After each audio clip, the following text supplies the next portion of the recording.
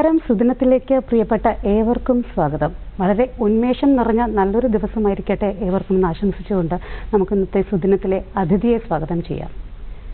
പ്രാദേശിക ഭാഷകളിലുള്ള സാഹിത്യ സൃഷ്ടികൾക്ക് ആഗോളതലത്തിൽ വായനക്കാരെ ലഭിക്കണമെന്നുണ്ടെങ്കിൽ തീർച്ചയായും മികച്ച പരിഭാഷകൾ കൂടിയേ തീരൂ.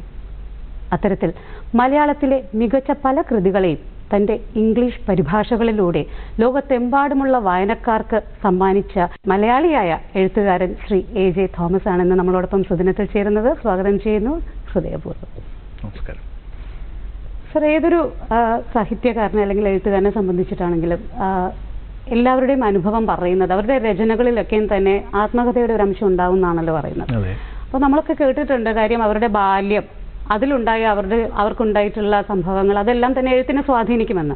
സാറിനെ കുറിച്ച് പറയുകയാണെന്നുണ്ടെങ്കിൽ വളരെ മനോഹരമായിട്ടുള്ള പ്രകൃതി രമണീയമായിട്ടുള്ള ഒരു സ്ഥലത്താണ് സാറിന്റെ ബാല്യകാലം ചെലവഴിച്ചത്. അതെങ്ങനെയാണ് സാറിന്റെ രചനകളെ, ആദ്യകാല രചനകളെ എങ്ങനെയാണ് സ്വാധീനിച്ചത്? ഞാൻ ജനിച്ചത് മൂന്നിലം എന്ന് പറയുന്ന ഗ്രാമത്തിലാണ്, ഇല്ലിക്കലിൻ്റെ താഴ്വാരത്തിലുള്ള. അവിടുന്ന് ഒരു 4 മൈൽ മലയിലേക്ക് മാറിയൊരു സ്ഥലം ഉണ്ടായിരുന്നു ഞങ്ങൾക്ക്, മേച്ചാൽ എന്ന് പറയുന്ന സ്ഥലത്ത്. അവിടെയാണ് ഞാൻ എൻ്റെ സ്കൂളിങ്, എൻ്റെ LP സ്കൂളൊക്കെ അവിടെയായിരുന്നു. അപ്പോൾ ഞാനും അമ്മയും മാത്രമേ ഉള്ളൂ അവിടെ. അച്ഛന് ചെറിയൊരു കടയുണ്ടായിരുന്നു. അപ്പോൾ അദ്ദേഹം ആഴ്ചയിൽ ഒരിക്കലും അല്ലെങ്കിൽ 2 ആഴ്ച കൂടുമ്പോൾ ഒരിക്കലേ വരുള്ളൂ. പക്ഷേ ഞാനും അമ്മയുമാണ് അവിടെ ഉണ്ടാകാറുള്ളത്. അപ്പോൾ അമ്മ വളരെ പോയറ്റിക്കായ ഒരു വ്യക്തിയായിരുന്നു. കാര്യം അവർക്ക് എഴുത്തും വായനയും കഷ്ടി അറിയുള്ളൂ. എന്നാൽ ഈ ചെടികളോടും മൃഗങ്ങളോടും, നമ്മുടെ പട്ടി, പൂച്ച, പശു ഇവരോടൊക്കെ സംസാരിക്കുകയൊക്കെ ചെയ്യുന്നു. അങ്ങനെ ചെയ്യുന്നു. അതായത് ഇപ്പോൾ ഒരു പയറൊക്കെ നട്ടു വെച്ചാൽ അതിനെ വളർന്നു പോവാ എന്നിങ്ങനെ പറഞ്ഞ് അങ്ങനെ കണ്ട് ആനന്ദിക്കുന്ന ആ രീതിയിലുള്ളൊരു മനസ്സുള്ള ഒരു അമ്മയായിരുന്നു. വളരെ പ്രാർത്ഥനകളിൽ എപ്പോഴും മുഴുകിയിരിക്കുന്ന ഒരു അമ്മ. എൻ്റെ ഒരു നല്ല സ്വാധീനം എൻ്റെ ജീവിതത്തിൽ തന്നെ ചെലുത്തിയിട്ടുള്ളതാണ്. കവിത എന്ന് പറയുന്നത് അത് കവിതയാണെന്ന് ഞാൻ തിരിച്ചറിയുന്നത് പിന്നെയാണെന്നുള്ളതേ ഉള്ളൂ. അങ്ങനെ ഇരിക്കുന്നൊരവസ്ഥ, ആ ഒരു കവിയുടെ ഒരു കവിത്വത്തിൻ്റെ അവസ്ഥ ആദ്യം മുതൽ ചെറുപ്പം പോലെ അനുഭവിച്ചിട്ടുണ്ട്. അതുപോലെ ഒരു ധ്യാനാത്മകത ഉണ്ടായിട്ടുണ്ട്.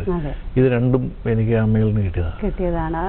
ആദ്യം വന്ന കവിതാ സമാഹാരം എന്ന് പറയുന്നത് ജെർമിനേഷൻ എന്ന് പറയുന്നത് ശേഷം ഞാൻ ഇതുവരെ സമാഹരിച്ചിട്ടില്ല. കുറേ 100-300 കവിതകളുണ്ട്. ബാക്കിയുള്ളവർക്ക് ഒരു 10-20 പേർക്കെങ്കിലും സമാഹാരങ്ങൾ ഉണ്ടാക്കി കൊടുത്തിട്ടുണ്ട്. പ്രസിദ്ധീകരിക്കപ്പെട്ട കവിതകളാണ്. അതിന് മുൻപ് തന്നെ കുട്ടിക്കാലത്ത് തന്നെ നിരവധി.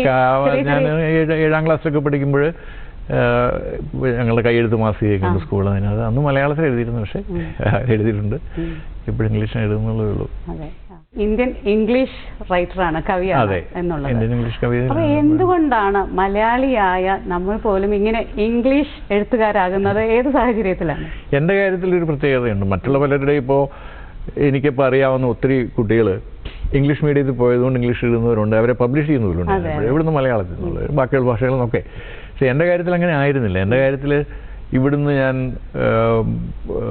പ്രീ ഡിഗ്രി ലെവലിൽ കൽക്കട്ടയുടെ അടുത്ത് ബാൻഡൽ എന്ന് പറയുന്ന ഒരു സ്ഥലത്തുള്ളൊരു ജൂനിയർ കോളേജിൽ എൻ്റെ ബാക്കിയുള്ള പ്രീ യൂണിവേഴ്സിറ്റി എന്ന് പറയുന്നത് ഹൂഗ്ലിയുടെ തീരത്തുള്ള ബാൻഡൽ എന്ന് പറയുന്ന ചിൻസുറ കല്യാണി, ഇവിടുന്ന് കല്യാണി ബിയർ എന്ന് പറയുന്ന കല്യാണം ഉണ്ടാകുന്ന അവിടെയാണ്. അവിടെ വലിയ ഹൂഗ്ലി ഏറ്റവും വീതി കൂടിയ ഒരു സ്ഥലം. അതിൻ്റെ ബാൻഡൽ എന്ന് പറയുന്ന അവിടെ ഒരു പോർച്ചുഗീസ് സെറ്റിൽമെൻ്റ് ആയിരുന്നു. വളരെ ഹിസ്റ്റോറിക്കലായിട്ടുള്ള സ്ഥലമാണ്. പങ്കജ് മല്ലിക്കിൻ്റെ ഒക്കെ സ്ഥലമാണ് അവിടെ. അങ്ങനെയൊക്കെയുള്ള അവിടെ നമ്മൾ താമസിച്ചുകൊണ്ടിരിക്കുമ്പോൾ ഇംഗ്ലീഷ് മീഡിയമാണ്. അവിടെ ഇംഗ്ലീഷ് മാത്രമേ സംസാരിക്കാവുള്ളൂ. മലയാളം നമ്മൾ സംസാരിക്കുന്ന കേട്ടാൽ ഒരു ദിവസം മുഴുവൻ ഒരു ഇഷ്ടിക ചോദിച്ചുകൊണ്ട് നടക്കുക എന്നുള്ള പണിഷ്മെൻറ്റ് വരെയും കിട്ടും. അങ്ങനെ മലയാളം ഉപയോഗിക്കാതായിട്ട് ഇംഗ്ലീഷിൽ തന്നെ സ്വപ്നങ്ങൾ പോലും ഇംഗ്ലീഷ് കണ്ടു തുടങ്ങുന്ന ഒരു അവസ്ഥയിലാണ് ഇംഗ്ലീഷിൽ കവിതകൾ എഴുതാൻ തുടങ്ങുന്നത്. അത് പിന്നെ തുടർന്ന് ഇങ്ങനെ പോന്നു. തിരിച്ചിവിടെ വന്നിട്ട് ഞാനിവിടെ ഉണ്ടായിരുന്നില്ല, പലയിടത്തും കറങ്ങി കിടന്നൊക്കെയാണ്. പിന്നെ ഞാനൊരു 73-ലാണ് പിന്നെ ഞാൻ തിരിച്ചു വരുന്നത്.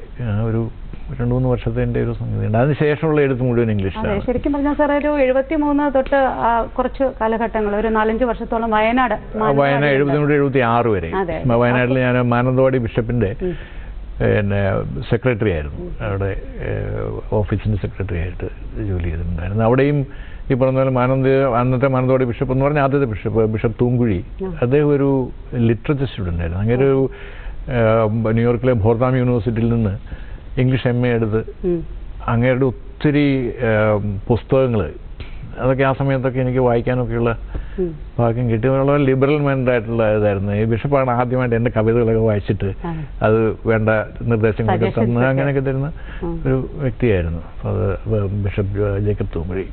ഇപ്പോൾ വിശ്രമ ജീവിതമാണ് തൃശ്ശൂര്. സാറ് പിന്നെ കവിതയിൽ നിന്നും വിവർത്തകനിലേക്ക് വളരെ വലിയൊരു ദൂരമാണ് ശരിക്കും പറഞ്ഞാൽ. അതെങ്ങനെയാണ്? അതും കവിതയല്ല സാറ് ആദ്യം ചെയ്തിരുന്നത്, മറ്റ് ഷോർട്ട് സ്റ്റോറീസും ഇതൊക്കെ കവിതകളാണ് ആദ്യം ചെയ്യുന്നത്. അത് ഞാൻ പറയാം, ചെറിയൊരു അഗൈൻ ഒരു വളരെ സ്ട്രേഞ്ച് ആയിട്ടുള്ളൊരു കോയിൻസിഡൻസ് ആണ്. അത് ഞാൻ കേരള ടൂറിസം ഡെവലപ്മെന്റ് കോർപ്പറേഷനിൽ ജോലി ചെയ്യുമ്പോൾ അരണ്യനിവാസ് തേക്കടിയിൽ ഞാൻ ജോലി ചെയ്തുകൊണ്ടിരിക്കുന്ന സമയം. അപ്പോൾ അവിടെ നിന്ന് ഇഷ്ടംപോലെ ഈ വിദേശങ്ങളിൽ നിന്നൊക്കെയുള്ള ഇപ്പോൾ ഓസ്ട്രേലിയ, UK, USA ഇങ്ങനെയൊക്കെ ഇംഗ്ലീഷ് മാത്രം സംസാരിക്കുന്ന സ്ഥലങ്ങളിൽ നിന്നൊക്കെ വരുന്ന ആൾക്കാരുണ്ട്. അപ്പോൾ എൻ്റെ പലരും എൻ്റെ സുഹൃത്തുക്കളുമാണ്. അപ്പോൾ അങ്ങനെ ഒരു ഓസ്ട്രേലിയൻ റൈറ്ററാണ്, അവരും ട്രാൻസ്ലേറ്ററും റൈറ്ററൊക്കെയാണ്. അപ്പോൾ അവർ ആയിട്ട് പരിചയപ്പെട്ട് അവർ വന്നപ്പോഴത്തേക്ക് ഒരു റെപ്രസെൻറ്റേറ്റീവ് ആയിട്ടുള്ള നിങ്ങളുടെ എല്ലാ ഇന്ത്യൻ ഭാഷകളിൽ നിന്നുള്ള ട്രാൻസ്ലേഷൻസ് കൊടുക്കണമെന്ന് എന്നോട് പറഞ്ഞു. അപ്പോൾ ഞാൻ മലയാളത്തിൽ നിന്നാണ് എനിക്ക് ചെയ്യാൻ പറ്റും. അങ്ങനെ മലയാളത്തിൽ നിന്ന് എനിക്ക് ചെയ്യാവുന്നതൊക്കെ അന്നേരം ഞാൻ ഇപ്പം വിഷ്ണുനാരായണ നമ്പിയുടെ ആദമവും ദൈവവും ഇങ്ങനെയൊക്കെയുള്ള കവിതകളാണ് ആദ്യം ചെയ്യുന്നത്. അതൊരു 77 ആണ്. അത് ചെയ്ത് കഴിഞ്ഞിട്ട് ഞാൻ പിന്നെ തുടർച്ചയായിട്ട് ഓഫ് ആൻഡ് ഓൺ പിന്നെ കടമ്മനിട്ട രാമകൃഷ്ണൻ്റെ ഒക്കെ സുഹൃത്തുക്കളായി. പണിക്കർ സാറ് ഇവരൊക്കെ വളരെ അടുത്ത ഇതായി. ഇപ്പോൾ പണിക്കർ സാർക്ക് ട്രാൻസ്ലേഷൻ്റെ ആളാണ്. ഇപ്പം USA ഇപ്പം പഠനം കഴിഞ്ഞിട്ട് ഇവിടെ വന്നിട്ട് ട്രാൻസ്ലേഷൻ ഒരു ശരിക്കുള്ള ഒരു ടോപ്പിക്കായിട്ട് ഇവിടെ അവതരിപ്പിക്കുകയും ട്രാൻസ്ലേഷൻ പ്രോത്സാഹിപ്പിക്കുകയൊക്കെ ചെയ്തുകൊണ്ടിരിക്കുക. പക്ഷേ അത് ഇംഗ്ലീഷിൽ നിന്ന് മലയാളത്തേക്കുള്ളതാണെന്നുള്ളതേ ഉള്ളൂ. മലയാളത്തിൽ നിന്ന് ഇംഗ്ലീഷിലേക്കുള്ളതും അദ്ദേഹം വളരെ കാര്യമായിട്ട് ഒരു ശ്രദ്ധിക്കുകയൊക്കെ ചെയ്തിട്ടുണ്ടായിരുന്നു. അപ്പോൾ ഇവരെയൊക്കെ ട്രാൻസ്ലേറ്റ് ചെയ്താണ് ഞാൻ പിന്നെ വരുന്നത്. ആ സമയത്ത് അതിപ്പം 79 to 89 ആ 10 yearsൽ അതിൻ്റെ ഒരു ഇത് വരുന്നത്. ഞാൻ 89 ഞാൻ MG യൂണിവേഴ്സിറ്റിയിലെ school of letters Ananthamurthy sir setup ചെയ്യുന്ന സമയമാണ്. അപ്പം നരേന്ദ്രപ്രസാദാണ്, ശങ്കരപ്പിള്ള സാറ് മരിച്ചു കഴിഞ്ഞിട്ട് ഉടനെ നരേന്ദ്രപ്രസാദ് എൻ്റെ ഡയറക്ടറായാണ്. അപ്പം ഞാൻ അൻവർ അലി എന്നൊക്കെ വീട്ടിൽ ഇവരെല്ലാം ഫസ്റ്റ് ബാച്ചാണ്. മ്യൂസ് മേരി ജോർജ്, പിന്നെ ഇപ്പോഴത്തെ സിനിമാ സംവിധായകൻ B ഉണ്ണികൃഷ്ണൻ, ഞങ്ങളെല്ലാം ഒരു ബാച്ചാണ്. അതെ. സാറിന്റെ എംഫിലിന്റെ വിഷയം തന്നെ 17 കഥകളുടെ translation with an introductory study. ഇവിടെ വളരെ ലോങ് ആയിട്ടുള്ള സ്റ്റഡി ആയിരുന്നു. അപ്പോൾ അതിൻ്റെ അങ്ങനെയാണ് ഞാൻ ചെറുകഥകളിലേക്ക് വരുന്നത്. ചെറുകഥകളുടെ ട്രാൻസ്ലേഷനിലേക്ക് ആദ്യം ഫിക്ഷൻ ട്രാൻസ്ലേഷൻ വരുന്നത് ഇതിനു വേണ്ടിയാണ്. ഞാൻ നിയോ മോഡേൺ അന്നേരം വിളിച്ചിരുന്നു. ഇപ്പം ഞാൻ ആഫ്റ്റർ മോഡേൺ എന്ന് പറയുന്നത് മലയാളത്തിലെ മോഡേണിസത്തിന് ശേഷമുള്ള. മലയാളത്തിലെ മോഡേണിസം എന്ന് പറഞ്ഞു കഴിഞ്ഞാൽ നമ്മളുടെ അടിയന്തര അവസ്ഥയുടെയൊക്കെ സമയവും അതിനൊക്കെ ശേഷമൊക്കെ വളരെ റിജിഡ് ആയിട്ടുള്ള ചില തീംസ് ബേസ്ഡ്, ചില ഫിലോസോഫിക്കൽ വെച്ചിട്ടുള്ള ബേസ് വെച്ചിട്ടുള്ള കഥകൾ. ഇപ്പം പട്ടത്തുള്ളിയുടെ കഥകൾ എടുത്ത് നോക്കി അറിയാം, അല്ലെങ്കിൽ കാക്കനാടിൻ്റെ ഒക്കെ അല്ല സക്രിയയുടെ ഏർലി കഥകളൊക്കെ നോക്കി അറിയാം. ഇതൊരു ഫിലോസോഫിക്കൽ കൺട്രോൾ ഉണ്ടാകും. ആ രീതിയിലാണ് വരുന്നത്. ഇതൊന്നും അല്ലാതെ ഈ ജീവിതം ശരിക്കും അന്നേരം കാണുന്നത് പോലെയുള്ള, അതായത് ജീവിതം അത്ര സെക്യൂർ അല്ല എന്നുള്ളതും ഇപ്പോഴുള്ള ജീവിതമാണ് ജീവിതം, അടുത്ത moment നമുക്ക് അറിഞ്ഞുകൂടാന്നുള്ള ആ ഒരു ബോധത്തിൽ നിന്നുണ്ടാകുന്ന കവിതകളും കഥകളൊക്കെ ആ രീതിയിലുള്ള കഥകളുടെ അതാണ് നിയോ മോഡേൺ ഞാൻ അന്ന് വിളിച്ച കഥകൾ. അപ്പം ആ ഒരു ക്രൈറ്റീരിയൻ വെച്ചുകൊണ്ട് അന്നേരം സക്കറിയ തുടങ്ങി അന്നത്തെ ഏറ്റവും താഴെ ഏറ്റവും ജൂനിയർ ആയിട്ടുള്ള SA ഷുജാദ് വരെയുള്ളവരുടെ 17 കഥകളാണ്. അപ്പോൾ അതിനകത്ത് സാറാ ജോസഫുണ്ട്, ജോർജ് ജോസഫ് കെ ഉണ്ട്, തോമസ് ജോസഫ് ഉണ്ട്, ഇങ്ങനെയുള്ള പിന്നെ നമ്മുടെ N Prabhakaran, CV Balakrishnan, VR Sudheesh ഇവരൊക്കെ ഉണ്ട് അതിനകത്ത്. പിന്നെ സാറിന്റെ ഗവേഷണ വിഷയം വന്നപ്പോഴും ട്രാൻസ്ലേഷൻ സ്റ്റഡീസ് ആയിരുന്നു. അപ്പോൾ PhDക്ക് ഞാൻ ചെയ്തത് ഈ ട്രാൻസ്ലേഷൻ ഒരു 100 വർഷത്തെ ആണ് എടുക്കുന്നത്. അപ്പോൾ ശരിക്കും ഇന്ദുലേഖ, മാർത്താണ്ഡവർമ്മ ഇതൊക്കെ വരുന്ന ബഷീറിന്റെ ഇതെല്ലാം കൂടെ വെച്ചുകൊണ്ടുള്ള ഒരു ഇതാണ്. അതിൽ സാറ് മെയിനായിട്ട് നോക്കിയത് linguistic and cultural problems. Linguistic അതൊരു തീസിസിന് വേണ്ടിയതാണെന്നുണ്ടെങ്കിൽ നമ്മൾ പരന്ന വായനയിൽ വരുമ്പോഴേ ഈ ട്രാൻസ്ലേഷൻസ് എന്ന് പറഞ്ഞാൽ ഇത്രയും വലിയ കാലമുണ്ടെങ്കിലും വളരെ കുറച്ച് എണ്ണമേ ഉള്ളൂ ട്രാൻസ്ലേഷൻ. ഓരോ മാർക്കേഴ്സാണ് വാസ്തവത്തിൽ ഓരോ കാലത്തിലുണ്ടായിട്ടുള്ള. ഇപ്പം മാർത്താണ്ഡവർമ്മയാണെന്നുണ്ടെങ്കിൽ അതിൻ്റെ ട്രാൻസ്ലേഷൻ ഭയങ്കരമായിട്ടുള്ളൊരു ഉദാഹരണമാണ് ഇപ്പോൾ പോലും. അതായത് എങ്ങനെ ട്രാൻസ്ലേഷൻ അന്നേരമുള്ള ഒരു കൊളോണിയൽ അല്ലെങ്കിൽ ഒരു ആഫ്റ്റർ കൊളോണിയൽ ആയിട്ടുള്ള കൊളോണിയൽ തന്നെ, അതായത് 47 മുമ്പുള്ളതാണത്. അപ്പോൾ എങ്ങനെ ആ ഒരു അധീശ വ്യവസ്ഥയെ പ്രീണിപ്പിക്കാം എന്നുള്ള നിലയ്ക്കുള്ള രീതിയിലുള്ള പൊളിറ്റിക്സ് ഉണ്ട്. അത് ട്രാൻസ്ലേഷൻ എന്ന് പറഞ്ഞു കഴിഞ്ഞാൽ ഇപ്പോൾ സായിപ്പ് വായിച്ചാൽ കുറ്റമൊന്നും പറയില്ലാത്ത രീതിയിൽ ചെയ്യുന്ന അതിനുള്ളൊരു വ്യഗ്രത കാണുന്നുണ്ട്. അങ്ങനെയൊക്കെയുള്ളതായിരുന്നു എൻ്റെ പൊളിറ്റിക്സ് ഓഫ് ട്രാൻസ്ലേഷൻ. ശരിക്കും പറഞ്ഞാൽ സർ, ട്രാൻസ്ലേഷൻ എന്ന് പറയുന്നത് ശരിക്കും നമ്മളൊരു പാലം സൃഷ്ടിക്കുകയാണല്ലോ ഒറിജിനൽ വർക്കും വായനക്കാർക്ക് എളുപ്പമുള്ള. അപ്പോൾ ഇതിൽ ശരിക്കും പറഞ്ഞാൽ എന്തൊക്കെയാണ് ശരിക്കും ഒരു ട്രാൻസ്ലേറ്ററിന്റെ ഏറ്റവും വലിയ ചാലഞ്ചസ് എന്താണ് സാറിന്റെ അഭിപ്രായത്തിൽ? എന്തായാലും ഇപ്പോൾ കവിതകളിലാണെന്നുണ്ടെങ്കിൽ ശരിക്കും ഇപ്പം താളവും വൃത്തവും ഒക്കെയുള്ള മലയാളത്തിൻ്റെ ONV തന്നെ ഉദാഹരണത്തിന് അതൊക്കെ നമുക്ക് ട്രാൻസ്ലേഷനിൽ റീക്രിയേറ്റ് ചെയ്യാൻ ഇമ്പോസിബിൾ ആണ്. അതെല്ലാം പോകും. ഉജ്ജയിനി ട്രാൻസ്ലേറ്റ് ചെയ്തു. ഉജ്ജയിനി പിന്നെ കുറച്ചുകൂടി എളുപ്പമുണ്ട്. കാര്യം അതൊരു കഥയാണ്. അതിൻ്റെ ആ കഥയുടെ ഒരു ആ നാരേറ്റീവിൻ്റെ ഒരു ഫ്ലോയിൽ അതങ്ങ് പൊക്കോളൂ.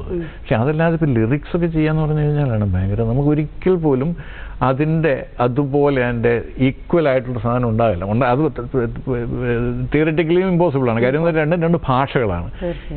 ഈ ഭാഷയിൽ റീക്രിയേറ്റ് ചെയ്യാനേ പറ്റുള്ളൂ. അതിന് നമ്മൾക്ക് ഈ ഒറിജിനലിൽ നിന്ന് കിട്ടുന്ന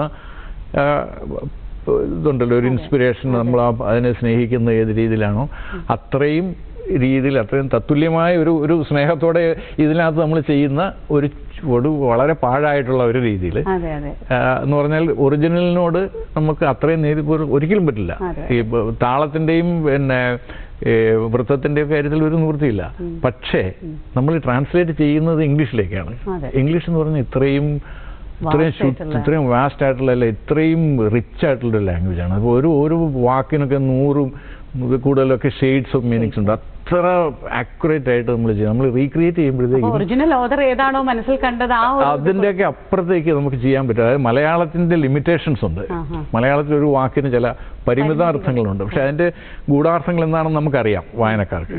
അപ്പോൾ നമ്മളുടെ മനസ്സിലാണ് അതിൻ്റെ മുഴുവൻ സംഗതി ക്രിയേഷൻ നടക്കുന്നത്. ഒരു ഒരു ONV തന്നെ ഒരു കവിത എഴുതിയാൽ അതിൻ്റെ മുഴുവൻ ആസ്വാദകൻ്റെ മനസ്സിലാണ് നടക്കുന്നത്. ആ എഴുതി വെച്ചതിനകത്തുള്ള ലിമിറ്റ് കഴിഞ്ഞിട്ട് ഓരോ വായനക്കാരുടെയും ഇമാജിനേഷൻ അനുസരിച്ച് നടക്കുന്നത്. അതിനോട് കുറച്ചുകൂടെ അടുപ്പിക്കും ഈ ഇത്രയും കൂടുതൽ റിച്ച് ആയിട്ടുള്ളൊരു ഭാഷയിൽ അപ്പോൾ what is lost in translation എന്ന് പറഞ്ഞാൽ what is gained in translation ചോദിക്കുന്നതായിരിക്കും. അപ്പോൾ അങ്ങനെയാണ് എന്നോട് ONV വളരെ ഉദാഹരണമായ ഒരു കവിയായിരുന്നു. അപ്പോൾ എന്നോട് പറഞ്ഞു, തോമസ് ഒരു കാര്യം ചെയ്യൂ, ഇത് ഇംഗ്ലീഷിൽ ഇതുപോലെ ട്രാൻസ്ലേറ്റ് ചെയ്താൽ വായനക്കാർക്ക് യാതൊരു പിടിയും കിട്ടുകയില്ല. ഇത് മലയാളവും ഇംഗ്ലീഷുമായിട്ട് നമ്മളൊരു തത്തുല്യമായ ഒരു സാധനം മലയാളത്തിൽ നിന്ന് ഇംഗ്ലീഷിലേക്ക് ചെയ്തു വെച്ചിട്ടൊരു കാര്യവുമില്ല. തോമസിൻ്റെ ജഡ്ജ്മെൻറ്റിൽ ഇത് കവിതയാണെന്ന് തോന്നുന്ന രീതിയിൽ പുനഃസൃഷ്ടിച്ചു. ബാക്കിയെല്ലാം പുള്ളി ഓരോ വാക്ക് വരുന്ന ചെക്ക് ചെയ്ത് വരണം. നന്നായിട്ട് ഇംഗ്ലീഷ് അറിയാമായിരുന്നു. ഇംഗ്ലീഷ് നല്ല ഒന്നാം തരമായിട്ട് ONVക്ക് നല്ല മാസ്റ്ററായിരുന്നു ഇംഗ്ലീഷിൻ്റെ.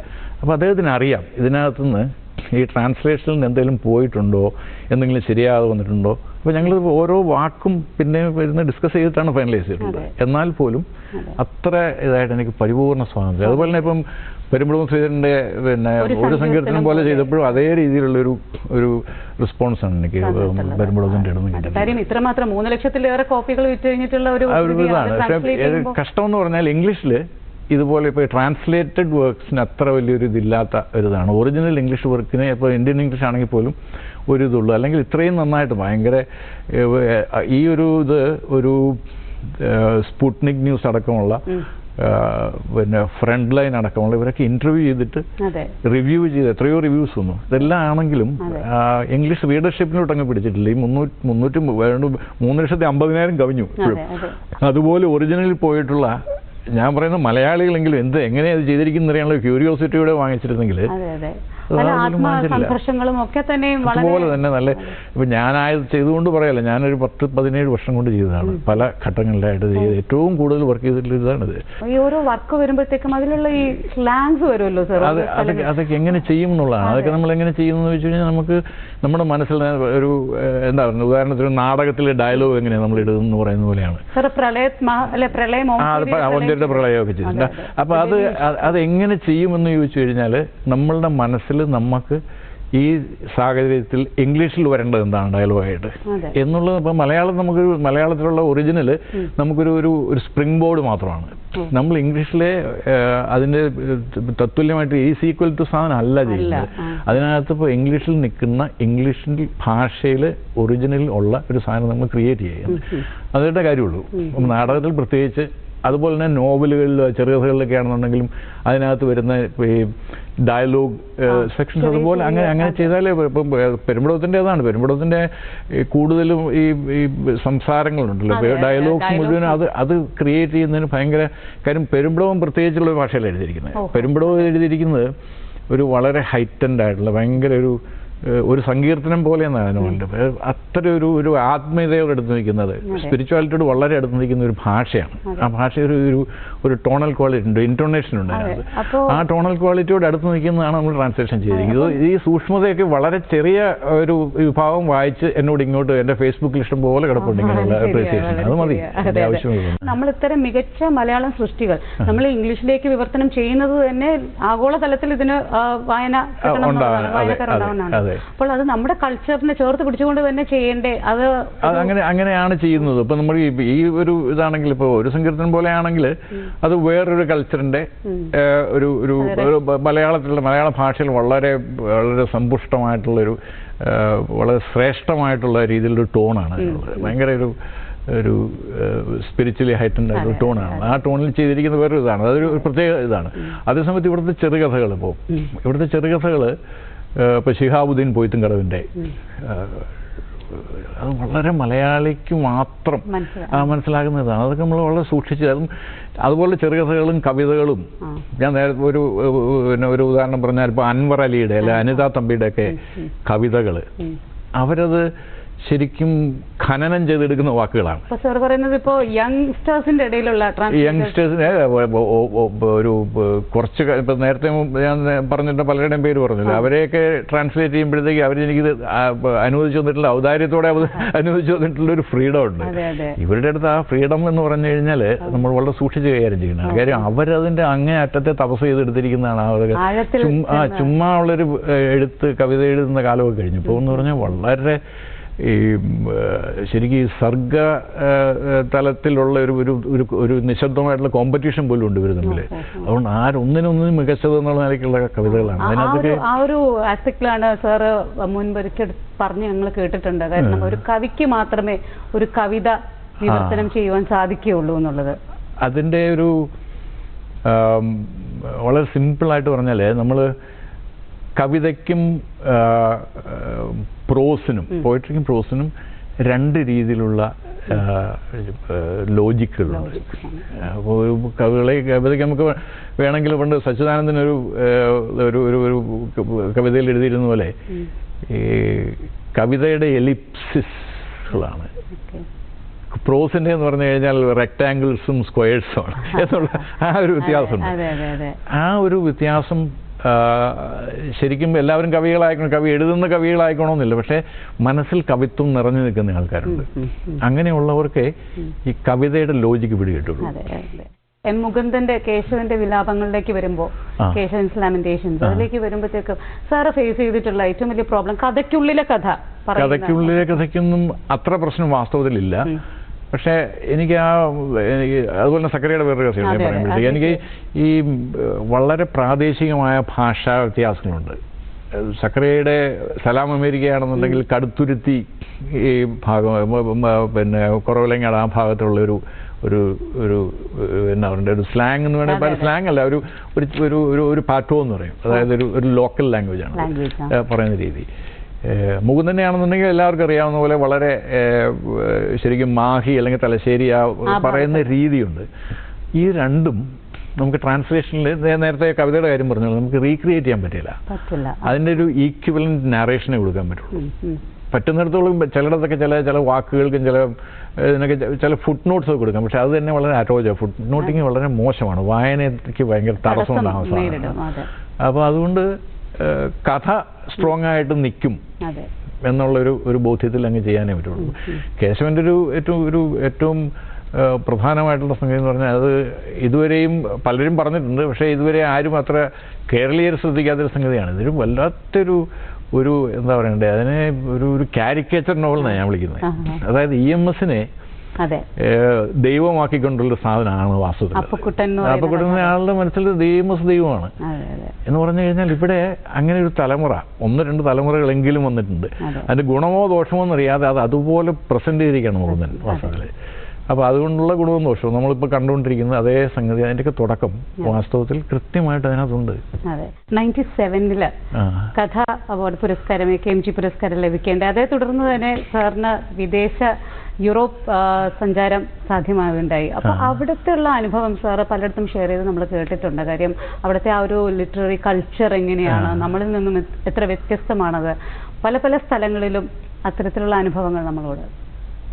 എനിക്ക് ആദ്യം വർഷത്തിൽ കിട്ടുന്നത് KMG പ്രൈസ് അല്ല, കഥ എന്ന് പറയുന്ന കഥ 93 കിട്ടുന്നത്. ഇപ്പോൾ സക്കറിയുടെ സലാം അമേരിക്ക എന്ന് പറയുന്ന ആ കഥ ട്രാൻസ്ലേറ്റ് ചെയ്തിട്ട് കിട്ടുന്നത്, അത് കഥ എന്ന് പറഞ്ഞ് ഡൽഹിയിലുള്ളൊരു ഓർഗനൈസേഷൻ തരുന്ന, അതും അവരും ഈ കഥയുടെ ട്രാൻസ്ലേഷൻ, അതായത് കഥ വളർത്തിക്കൊണ്ട് വരാനായിട്ട് ഗീതാ ധർമ്മരാജൻ എന്ന് പറഞ്ഞ അവരുടെ ഒരു ട്രസ്റ്റാണ്, കഥാ ട്രസ്റ്റ്. അവർ ഓൾ ഇന്ത്യ ബേസിസിൽ നടത്തിയിട്ടുള്ള ഒരു പരിശ്രമത്തിൻ്റെ ഭാഗമായിട്ടുള്ള സംഗതിയാണ്. അതിനാണ് എനിക്ക് കഥാപുരസ്കാരം കിട്ടുന്നത്. പിന്നെ KMG പ്രൈസ് എന്ന് പറയുന്നത് 97 എനിക്ക് കിട്ടിയത്. അത് പിന്നെ അയ്യപ്പണിക്കർ സാറും പിന്നെ NRS ബാബുവും പിന്നെ MV പിള്ള, നമ്മുടെ പൃഥ്വിരാജിൻ്റെ ഒക്കെ മകൻ, അമേരിക്കയിൽ ഉള്ള ഒരു വലിയൊരു ക്യാൻസർ സ്പെഷ്യലിസ്റ്റ് ഡോക്ടറാണ്. ഇവരെല്ലാം കൂടെ കൂടി നടത്തിയ ഒരു ഇൻ്റർനാഷണൽ കഥാ ട്രാൻസ്ലേഷൻ കോമ്പറ്റീഷൻ, അതിനകത്ത് ഫസ്റ്റ് പ്രൈസ് കിട്ടിയിട്ടാണ് പോകുന്നത്. അതൊരു റൗണ്ട് ട്രിപ്പ്, 4 മാസം എവിടെയും പോകാം ആ ടിക്കറ്റ് വെച്ചുകൊണ്ട്. അങ്ങനെ ഒരു അത് നമ്മൾ ഫണ്ട്സൊക്കെ നമ്മൾ നോക്കണം എന്നുള്ളത്, അതിൻ്റെ പേഴ്സ് അതൊന്നും അനുവദിക്കുന്നതായിരുന്നില്ല. അതുപോലെ പക്ഷെ നമുക്ക് അവിടെ പോകണം. അവിടെ പോയിട്ട് ഞാൻ അമേരിക്കയിൽ പിന്നെ വാഷിങ്ടണിലുള്ളൊരു അസോസിയേറ്റഡ് റൈറ്റിംഗ് പ്രോഗ്രാംസ് എന്ന് പറഞ്ഞാൽ എല്ലാ വർഷവും അവർ നടത്തുന്ന അമേരിക്കൻ റൈറ്റേഴ്സ് അസോസിയേഷൻസിൻ്റെ ഒക്കെ ഒരു മീറ്റിംഗ്, ഒരു ആപെക്സ് മീറ്റിംഗ്. ആ മീറ്റിങ്ങിൽ അവൾക്ക് പങ്കെടുക്കാം. പിന്നെ ഒരു റൈറ്റേഴ്സ് വർക്ക്ഷോപ്പ് എന്ന് പറഞ്ഞ സാധനം ഉണ്ടായിരുന്നു. അവിടെ ഒരു മാസം ക്രിയേറ്റീവ് റൈറ്റിംഗ് പഠിക്കാനുള്ളത്. ഇത്രയും സംഗതികളാണ് അവർ ചെയ്തത്. പിന്നെ ഒരു പേഴ്സും. ബാക്കിയുള്ളതൊക്കെ എന്ന് പറഞ്ഞു കഴിഞ്ഞാൽ നമ്മളെ വായന, ഇവിടെയൊക്കെ പോയി കഴിഞ്ഞ് കഴിഞ്ഞാൽ ഓരോ നമ്മുടെ മലയാളി അസോസിയേഷൻസ് നമുക്കൊരു ഓർഗനൈസ് ചെയ്ത് ഒരു ബെനഫിറ്റ് ഡിന്നറൊക്കെ ഉണ്ടാക്കി അങ്ങനെ കിട്ടിയ തുകകളൊക്കെ സമാഹരിച്ചിട്ട് അമേരിക്കയിൽ 2 മാസം, പിന്നെ UK-യിലും യൂറോപ്പിലും പിന്നെയുള്ള 2 മാസം, 4 മാസം. അത് 97 മാർച്ച് 24 തൊട്ട് ജൂലൈ 24 വരെ. ഇതുകൂടാതെ സാറ് ലിബിയയിൽ അവിടുത്തെ യൂണിവേഴ്സിറ്റിയിൽ 8 വർഷത്തോളം ഇംഗ്ലീഷ് 6 വർഷത്തോളം. അതെ. അപ്പൊ ആ ഒരു ഇടയ്ക്ക് ബ്രേക്ക് ചെയ്തിട്ട് പിന്നെയും സാർ പോയി ജോയിൻ ചെയ്യായിരുന്നു. അതാ ഞാൻ 2008 പോകുന്നത്. 2008 ഇംഗ്ലീഷ് പഠിപ്പിക്കാനായിട്ട് അജ്ദാബിയ എന്ന് പറയുന്ന സ്ഥലത്ത്, ഇപ്പോൾ ബംഗാസി യൂണിവേഴ്സിറ്റിയുടെ അജ്ദാബിയ ക്യാമ്പസിലാണ്. അത് കഴിഞ്ഞൊരു 2010 അവസാനം 2011 ആദ്യമായപ്പോഴത്തേക്ക് മുല്ലപ്പൂ വിപ്ലവം എന്ന് പറഞ്ഞ വിപ്ലവം ഉണ്ടാകുന്നത്, അറബ് സ്പ്രിങ്ങിൻ്റെ. അപ്പോൾ ആദ്യം ഈജിപ്തിൽ, ട്യൂണീഷ്യയിൽ ആദ്യം ഉണ്ടായത് കഴിഞ്ഞ് ഈജിപ്തിലുണ്ടാകുന്നു. അപ്പം ഇങ്ങോട്ടൊന്നും വരില്ല എന്നുള്ള ആരും ഉറപ്പിച്ചിരിക്കുകയാണ്. പക്ഷേ ഈജിപ്തിൽ ഇറങ്ങി മുബാരക്ക് ഇറങ്ങിയിട്ട് വിത്തിൻ ഒരു 10 ദിവസത്തിനും ഗദ്ദാഫിക്കെതിരായിട്ടങ്ങ് വിപ്ലവം ഉണ്ടാകുകയല്ലേ ചെയ്യുന്നത്. അപ്പോൾ അതിൽ കൂടെ ഞാൻ ഈ വേർഡ്സ്വർത്ത് ഫ്രഞ്ച് റവല്യൂഷൻ്റെ ആദ്യകാലങ്ങളിൽ പാരീസിൽ ഇപ്പം ജീവിച്ചിരിക്കണമെങ്കിൽ നിങ്ങൾ ചെറുപ്പമാണെങ്കിൽ ഇപ്പോൾ ജീവിച്ചിരിക്കേണ്ടത് ഇവിടെയാണെന്നൊക്കെ പറഞ്ഞ് അങ്ങനെയൊക്കെ പറഞ്ഞ രീതിയിലൊക്കെ നമുക്ക് തോന്നി ഇതൊക്കെ ഭയങ്കര ഒരു ലിറിക്കൽ റൊമാൻറ്റിക് ആയിട്ടുള്ള സംഭവമാണ്. റെവല്യൂഷൻസ് എല്ലാം അങ്ങനെയാണ് വരുന്നത്. പക്ഷെ അത് കഴിഞ്ഞ് അതിനെ താല്പര്യക്കാർ പിടിച്ചും ഹൈജാക്ക് ചെയ്തുകൊണ്ട് പോകും, അവരുടെ കാര്യം. പക്ഷെ എന്നാൽ ആ ഒരു മോമെൻറ്റിൽ ഞാൻ അവിടെ ഉണ്ടായിരുന്നു. അതിന് തിരിച്ചു വന്നു. അവിടെ നിൽക്കാൻ പറ്റാതെ വന്നപ്പോഴത്തേക്ക് നമ്മൾ റീപാട്രിയേറ്റ് ചെയ്തു. പിന്നെ ബംഗാസിയിൽ നിന്ന് അലക്സാൻഡ്രിയ വരെയും ഇന്ത്യൻ മിഷൻ അറേഞ്ച് ചെയ്തൊരു കപ്പലിൽ ഞങ്ങളവിടെ വന്നിട്ട് തിരിച്ചു വരികയായിരുന്നു. നമ്മൾ മാർച്ച് ആദ്യം ഇവിടെ വന്നു 2008 സോറി. അത് കഴിഞ്ഞൊരു 8-10 മാസത്തിനകം ഗദ്ദാഫി മരിച്ചു. അത് കഴിഞ്ഞ് ലിബിയ സോക്കോൾഡ് ഫ്രീഡം, ഇപ്പം നമ്മൾ കാണുമ്പോഴാണ് വരുന്നത്. ഇന്ന് മാത്രം ഐറോണിക്കലാണ് ഫ്രീഡത്തിൻ്റെ കാര്യം വരുന്നത്. അപ്പോൾ അവിടെ പോയിട്ട് 2 മാസം 3 മാസത്തിനകം ഏതാണ്ട് എൻ്റെ തിക്തഫലങ്ങൾ കണ്ടു തുടങ്ങി. ഒരു വർഷം 2012 വരെയും പിടിച്ചു വന്നു. ഒരു വർഷം 2012 തൊട്ട് 13 വരെയും വലിയ കുഴപ്പമില്ലാവുകയും. പക്ഷേ 14 ഓഗസ്റ്റ് ഏപ്രിലൊക്കെ ആയപ്പോഴത്തേക്കും ശരിക്കും ഈ ഇസ്ലാമിക് സ്റ്റേറ്റിൻ്റെ അതിനൊക്കെ മുമ്പ് അൻസർ ഷറിയ എന്ന് പറയുന്ന ഭീകര സംഘടന വന്നു കഴിഞ്ഞു. പിന്നെ IS ടേക്ക് ഓവർ ചെയ്തപ്പോഴത്തേക്ക് ഞാനവിടെ നിൽക്കാൻ പറ്റാതെ പോരായിരുന്നു. ക്രിസ്ത്യാനി പേര് വെച്ചിട്ടുള്ള 33 ഈജിപ്ഷ്യൻ വർക്കേഴ്സിനെ അവർ കടുത്ത് അറുത്ത് കൊന്ന ആ സംഭവം ഞാൻ അവിടെ നിന്ന് രക്ഷപ്പെട്ടിട്ട് വിത്തിൻ 5 days സംഭവിക്കുകയാണ്. എൻ്റെ പാസ്പോർട്ട് എവിടെയെങ്കിലും വെച്ച് ആരെങ്കിലും പിടിച്ച് ചെക്ക് ചെയ്ത് കഴിഞ്ഞാൽ ഇവരുടെ കയ്യിലാണ്. ഇവരാണ് ഈ ചെക്ക് പോസ്റ്റുകൾ സെറ്റപ്പ് ചെയ്തിട്ടുണ്ട്. ഭാഗ്യത്തിനത് കടന്ന് പെടാതെ ഇങ്ങോട്ട് പോകുന്നു. അതെ, അത് ഏതാണ്ട് പെട്ടതുപോലെ ആയിരുന്നതാണ്. പക്ഷെ അവിടെ ഇങ്ങനെ പോകുന്നു. മാത്രമല്ല സാറ് സാഹിത്യ അക്കാദമിയുടെ പബ്ലിക്കേഷൻ ആയിട്ടുള്ള ഇന്ത്യൻ ലിറ്ററേച്ചറിന്റെ ആദ്യകാല എഡിറ്റർ ആയിരുന്നു. പിന്നീട് സാറ് വോളണ്ടറി ആയിട്ട് റിട്ടയർ ചെയ്തിട്ടുണ്ട്. ഇപ്പോൾ യു ആർ ഗസ്റ്റ് എഡിറ്റർ 2016 തുടങ്ങി. പിന്നെ ആ ഒരു പബ്ലിക്കേഷന്റെ പ്രത്യേകത എന്ന് പറഞ്ഞു കഴിഞ്ഞാൽ തന്നെ ഇന്ത്യയുടെ ലാംഗ്വേജസിലെല്ലാം തന്നെ 24 ഷെഡ്യൂൾഡ് ലാംഗ്വേജസും അതിൽ നിന്നുള്ള ആ ഒരു സെലക്ഷൻ പ്രോസസ് അതെങ്ങനെയാണ് ഇത്ര മികച്ച വർക്കുകൾ എങ്ങനെയാണ് സെലക്ട് ചെയ്ത് ഈ പബ്ലിക്കേഷൻ 200 പേജ് മാത്രം ഇതിനകത്തൊരു ഒരു ഫ്ലിപ്പ് സൈഡ് ഉണ്ട്. അതായത് നമ്മൾ സാധാരണഗതിയിൽ ഇപ്പം ബംഗാളി അല്ലെങ്കിൽ അസാമീസ് എന്നൊക്കെയുള്ള ട്രാൻസ്ലേഷൻസ് നമ്മൾ റാൻഡമായിട്ട് നമ്മളിങ്ങനെ സെലക്ട് ചെയ്ത് പബ്ലിഷ് ചെയ്യുകയാണെങ്കിൽ അതിൻ്റെ ഒറിജിനലുമായിട്ട് നമുക്ക് കമ്പയർ ചെയ്യാനായിട്ട് പറ്റില്ല. അത് നമ്മളുടെ ഇതിനകത്ത് ആ ലിമിറ്റേഷൻ ഉണ്ട് വാസ്തവത്തിൽ. പക്ഷേ സ്പെഷ്യൽ ഇഷ്യൂസൊക്കെ ആണെങ്കിൽ നമ്മൾ ആ ഭാഷയിലുള്ള നല്ല എഡിറ്റേഴ്സിൻ്റെയും നല്ല കമ്പൈലേഴ്സിൻ്റെയും ഒക്കെ സേവനം നമ്മൾ പ്രയോജനപ്പെടുത്തും. അവർക്കപ്പോൾ അവർ നമ്മൾക്ക് ഇത് ചെയ്യുമ്പോൾ ഉദാഹരണത്തിന് ഇപ്പോഴ് ഒരു പുതിയ സീരീസ് 2016 സെപ്റ്റംബർ ഒക്ടോബർ തുടങ്ങി 21st century poetry എന്ന് പറഞ്ഞാൽ 21st century Assamese poetry, 21st century Bengali poetry, Malayalam വരെ 7 എണ്ണം ഇപ്പം ചെയ്ത് കഴിഞ്ഞങ്ങനെ ഒരു സ്പെഷ്യൽ ഇതായിട്ട് ഭയങ്കര വാസ്റ്റായിട്ട് വരുന്നത്. ഇപ്പോൾ ഹിന്ദി ഇപ്പം കറൻ്റ് ഒരെണ്ണം ആയോ ഹിന്ദി ഇപ്പോൾ 2 ഇതായിട്ട് ചെയ്യുന്നത്. ഹിന്ദിയിലൊരു 117 പേരുകളുണ്ട്. അപ്പോൾ അത് 2ആയിട്ട് മുറിച്ച് ഇപ്പോൾ ജനുവരി ഫെബ്രുവരിയിൽ A to L പിന്നെ M to Z ഇത്രയും നീണ്ട ഒരു ലിസ്റ്റ് ഉള്ളപ്പോൾ അതിൽ നിന്ന് ഇങ്ങനെയാണ് ഷോർട്ട് ലിസ്റ്റ് ചെയ്ത് ഇത്രയും അത് ശരിക്കും ജോലി ചെയ്യാൻ പറ്റില്ല. പക്ഷെ അതിനൊക്കെ നമ്മളൊരു ആ ഭാഷയിലുള്ള ഒരു കമ്പൈലറേയും എഡിറ്ററെയും ഒക്കെ നമ്മൾ എൻഗേജ് ചെയ്യും. എഡിറ്റർ എന്ന് പറഞ്ഞു കഴിഞ്ഞാൽ അത് സെലക്ഷൻ്റെ ഇത് ചെയ്യാനായിട്ട് ഇപ്പം വളരെ ഉത്തരവാദിത്തമുള്ള സീനിയർ പോയിറ്റിനോ ഒക്കെ തന്നെയായിരിക്കും. അപ്പം അവരിപ്പോൾ ഇംഗ്ലീഷും ആ ഭാഷ അറിയാവുന്ന ഒരു 2 ഭാഷകൾ ഒരുപോലെ അറിയാവുന്ന ആൾക്കാർ. അപ്പം അവരുടെ ശ്രദ്ധ ഇതിനകത്തുണ്ട്. അവർ ക്രോസ് ചെക്ക് ചെയ്തിട്ട് ഏറ്റവും നല്ല ട്രാൻസ്ലേഷൻ ഉറപ്പുവരുത്തി വേണ്ട എഡിറ്റിംഗ് കൂടെ ചെയ്തിട്ടാണ് നമുക്ക് തരുന്നത്. അപ്പം അതുകൊണ്ട് അത് നല്ലതാണെന്ന് എനിക്ക് ഉറപ്പ് പറയാൻ പറ്റും. വലിയൊരു പ്രോസസ്സാണ് ഇതിങ്ങനെ. ഒരുപാട് ജോലിയുണ്ട്. പക്ഷേ ഇതൊരു വലിയ ഒരു ചരിത്രപരമായ ദൗത്യം പോലെ എഴുതി. വേറെ സാഹിത്യ അക്കാദമി അല്ലെങ്കിൽ NBTO അല്ലാതെ ഇത് ചെയ്യാൻ ആരും പിന്നെ പോയട്രി പബ്ലിഷ് ചെയ്യാനായിട്ട് മുതിരുകയില്ല. അപ്പോൾ ഇപ്പോൾ ഇവരെ എത്രയോ ചെറുപ്പക്കാരുടെ മാത്രമാണ് 21st century എന്ന് പറയുമ്പോൾ അറിയാമല്ലോ ചെറുപ്പക്കാരുടേതാണ്. ഈ ചെറുപ്പക്കാരുടെ വർക്ക് കവിതകൾ ഇംഗ്ലീഷ് ട്രാൻസ്ലേറ്റ് ചെയ്ത് ഇങ്ങനെ ഒരു ഡാറ്റാബേസ് പോലെ കിടക്കുന്ന ഭാവിയിൽ പിന്നെ ഇതുപോലൊരു എങ്ങനെ ചെയ്യാൻ പറ്റും നമ്മളുടെ ഒരു യുണീക്ക് ആയിട്ടുള്ള സംഭവമാണിത്. ഇതിങ്ങനെ എല്ലാ ഭാഷകളിലും കവർ ചെയ്യുന്ന ഏറ്റവും കുറഞ്ഞ ഇപ്പം മേജറായിട്ടുള്ള 12 ഭാഷകളുണ്ട്. അതിൽ കഴിഞ്ഞിട്ട് ബാക്കിയുള്ളതെല്ലാം കൂടെ ക്ലബ് ചെയ്ത് ഇതെല്ലാം കവർ ചെയ്യും. ട്രൈബൽ ലാംഗ്വേജ് ഒക്കെ അവരെല്ലാം പബ്ലിഷ് ചെയ്യാറുണ്ട്. ഇന്ത്യൻ ലിറ്ററേച്ചർ ഇതൊക്കെ പബ്ലിഷ് ചെയ്യും. മേജർ ഈ 22 നാഷണൽ ലാംഗ്വേജസ് ആണുള്ളത് 8th ഷെഡ്യൂൾ ഓഫ് ദ കോൺസ്റ്റിറ്റ്യൂഷനിൽ. അത് സാഹിത്യ അക്കാദമി പിന്നെ രാജസ്ഥാനി ഇംഗ്ലീഷും കൂടെ ചേർത്തിട്ടുണ്ട്. 24 ഭാഷകളാണ് സാഹിത്യ അക്കാദമി അംഗീകരിച്ചിട്ടുള്ളത്.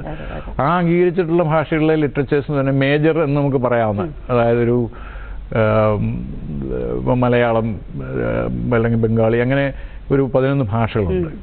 ആ ഭാഷകൾക്ക് അപ്പുറത്തുള്ള ഇപ്പം മണിപ്പുരി അല്ലെങ്കിൽ ദോഗ്രി എന്നൊക്കെ പറയുന്ന ചെറിയ ഭാഷകളുണ്ട്. കശ്മീരി അതെല്ലാം കൂടി ചെറിയ. അപ്പോൾ അങ്ങനെ ഒരു മേജർ പിന്നെ ഒഫീഷ്യലായിട്ട് തരംതിരിവല്ല. എല്ലാ ഇതും പിന്നെ അവാർഡിൻ്റെ കാര്യത്തിലോ അല്ലെങ്കിൽ ട്രാൻസ്ലേഷൻ പ്രൈസിൻ്റെ കാര്യത്തിലൊക്കെയാണ് ഈക്വലാണ്. അതിനകത്ത് വേറെ യാതൊരു ഇതുമില്ല.